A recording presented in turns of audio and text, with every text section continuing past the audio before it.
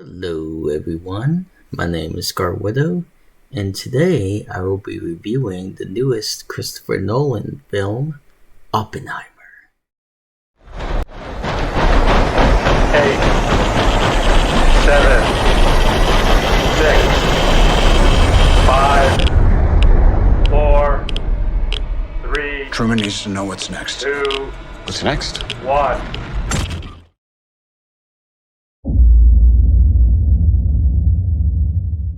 Adapting historical events surrounding the Second World War, Oppenheimer tells the true story of scientist J. Robert Oppenheimer, a man who has an IQ that rivals big-ass head Sheen from Jimmy Neutron. And now for my queen. I shall choose the fairest and most beautiful of the town's females. I'm afraid of commitment. I didn't mean you. Upon learning numerous equations on the subject of atoms and physics, Oppenheimer is recruited by General Leslie Groves Jr. underneath the United States military to construct an ABBA to aid the Fortnite server and achieve a victory royale. The film chronicles the events of Oppenheimer's life before, during, and after the creation of the ABBA.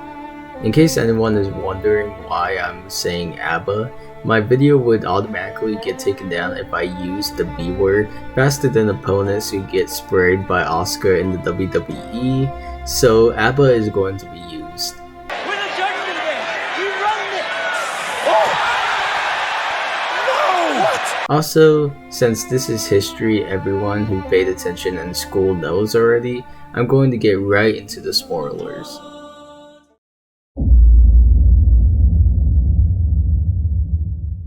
The first thing I want to talk about is the beautiful directing. Christopher Nolan once again proved why he's one of the greatest directors and writers of all time. The film was a masterpiece, as there were shots that completely captivated me more than Rey when the lightsaber went to her.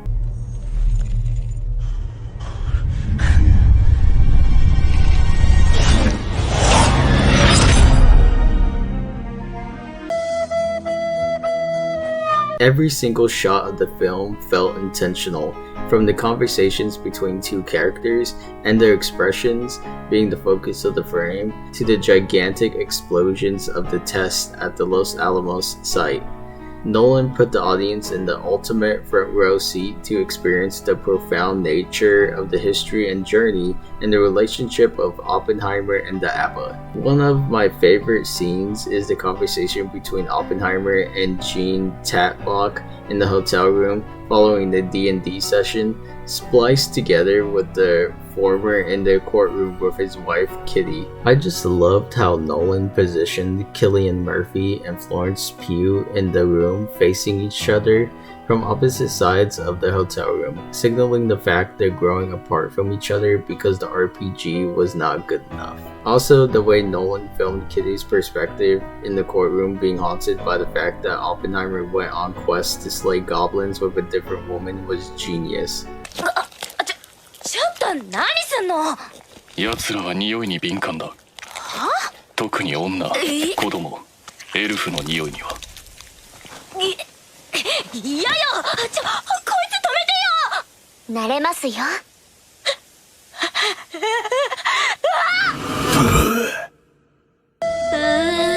気持ち悪いよ。 Other examples of my favorite scenes was the continual visions of ABBAs going off around Oppenheimer. The way the entire environment would shake while the sound would go off and on was amazing and captivating. For example, the rally Oppenheimer attends after the ABBA ends the war was brilliant directing. By far the best scene of the film was the final ABBA test in front of the most important people in America. That scene was the ultimate holy shit WWE chant this year in cinema.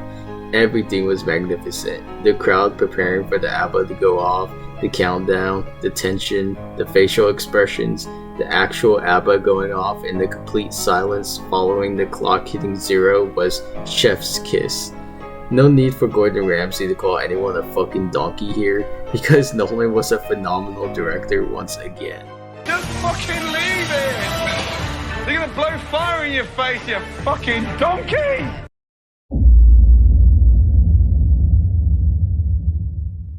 want to touch a bit more on the editing of the film. While the directing by Nolan was incredible in its own right, the editing was just as important as the sound effects, and the effects surrounding the ABBA was amazing. I absolutely loved the delayed reaction from the ABBA test, as it would be silent for about 3 seconds and then the sound of the ABBA would be heard once it reached the people in the film. It really added to the immersion of the film, as it felt like I was there with the actual people on the Witcher quest. No chance. I'm going after Imlerith. Fine, let's play for it. Rock, paper, scissors.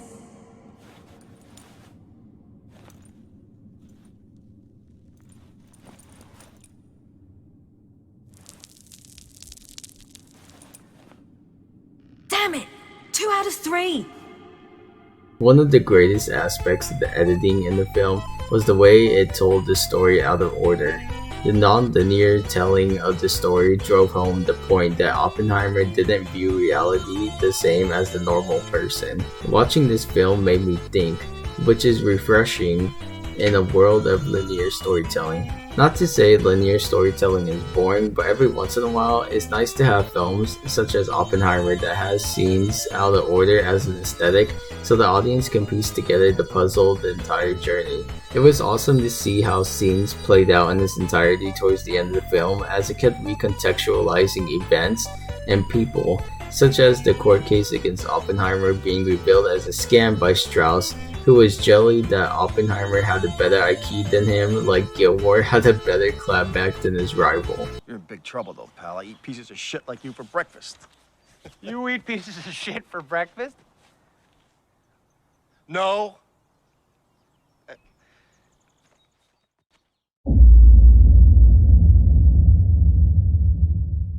The strongest aspect by far in this film was the cast. The cast was fucking perfection. Cillian Murphy was absolutely brilliant as J. Robert Oppenheimer. He approached this multi-dimensional person who had a genius-level IQ with elegance and grace. I felt every single emotion from his narcissistic personality when he had multiple affairs with Jean to his guilt following the ABBA ending the Second World War. Murphy was phenomenal, and I honestly won't be surprised if he got nominated for the Oscar for Best Actor because he was amazing. Moving on, Emily Blunt was great as Kitty Oppenheimer. Although she was mostly silent in the film, the instances where she spoke freely with all her built-up frustration packed a punch harder than Hulk hitting Thor. One of my favorite scenes of Blunt's was her owning the courtroom and calling out the bullshit and poor legitimacy of the case being presented. What a fucking queen. Speaking of the queens, Florence Pugh was amazing in her role as Jean Tatlock. She played the absolute hells out of being the seductress to Oppenheimer, and she was such a gruesome player that I loved to despise while watching. I have been on the 24/7 WCW of Pugh for years since she got her foot cemented in that bucket in Little Woman, and she didn't disappoint me at all in this film. No, my foot is stuck. I can't get it out. Stop it, Joe. I can't get it out. Lastly, Robert Downey Jr. was the perfect final anime boss when playing Strauss. Strauss was conniving and a cutthroat that was despicable with jealousy because Oppenheimer became the face of World War II history, and RDJ's performance blew me away. He totally convinced me to not love him 3000. I also can't forget Matt Damon as General Leslie Groves. His portrayal was a lovable hard-ass who perfectly bounced off of Murphy's Oppenheimer. I never knew that Damon and Murphy would work so well together, and I love Nolan for showcasing to the world their dynamic. Overall, the cast was perfect.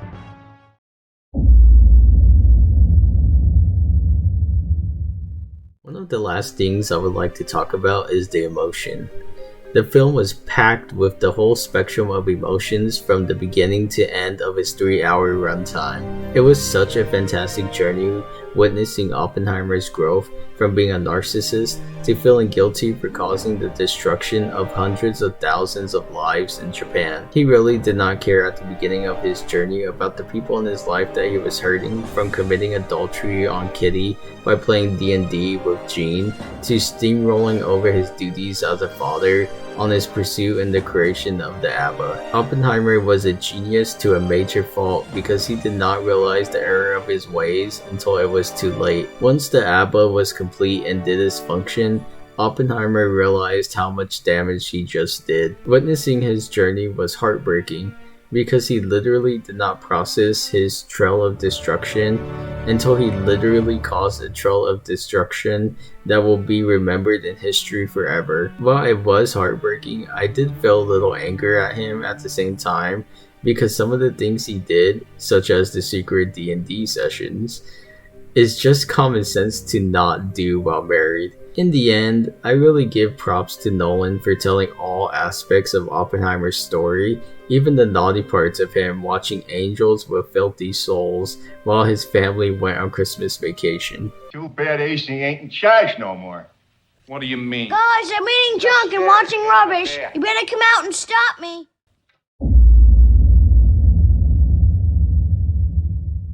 The final aspect I want to talk about is the message Nolan leaves the audience with.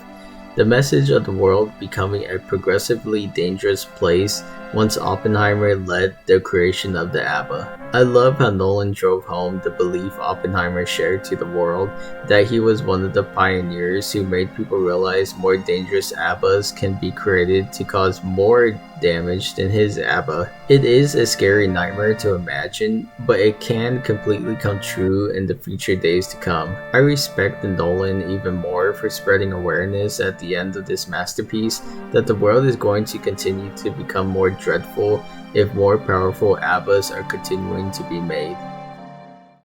Well, I think I said everything here about the film. Overall, it was another masterpiece in filmmaking by the genius Christopher Nolan.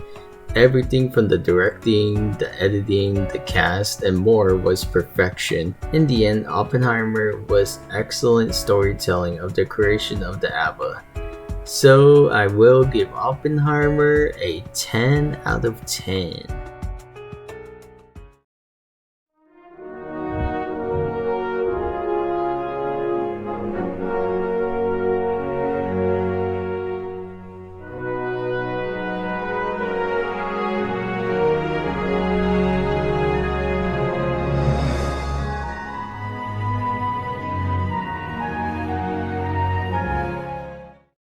Hear that? That sound. Boom. Boom. Boom! That didn't come from the troglodytes. No, that came from something else. The Demogorgon! We're in deep shit.